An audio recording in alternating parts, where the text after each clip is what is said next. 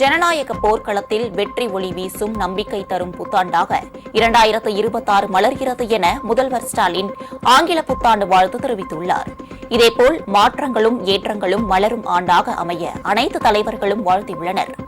ஒரு கையில் வாளேந்தி உரிமை காத்தும் மறு கையில் கேடயமேந்தி மக்கள் நலன் காத்தும் ஜனநாயக போர்க்களத்தில் நிற்கும் நமக்கு வெற்றி ஒளி வீசும் நம்பிக்கை தரும் புத்தாண்டாக மலர்கிறது 2026 என்று அறிக்கையில் குறிப்பிட்டுள்ளார்.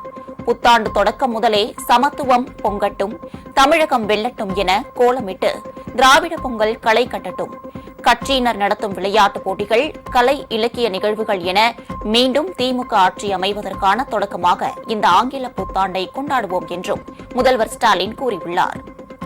மலர்கின்ற இப்புத்தாண்டில் தமிழக மக்களுக்கு நிறைவான தோஷத்தையும் தித்திக்கும் நிகழ்வையும் நிறைய செல்வத்தையும் நீடித்த ஆயுளையும் நிம்மதியான வாழ்க்கையையும் வழங்கும் ஆண்டாக அமைதிட எல்லாம் வல்ல இறைவனை பிரார்த்திப்பதாக அதிமுக பொதுச் செயலாளர் எடப்பாடி பழனிசாமி வாழ்த்தியுள்ளார். வரும் புத்தாண்டு புதிய மாற்றங்கள் மூலமாக ஏற்றங்கள் உருவாக்கும் ஆண்டாக மலரட்டும் என்று முன்னாள் முதலமைச்சர் ஓ பன்னீர்செல்வம் வாழ்த்தியுள்ளார். வரும் புத்தாண்டு தமிழக அரசியலிலும் இந்திய துணைக்கண்ட அரசியலிலும் வியப்பூட்டும் மகிழ்ச்சியான மாற்றங்களை வழங்கப் போவதாக மதிமுக பொதுச் செயலாளர் வைகோ குறிப்பிட்டுள்ளார்.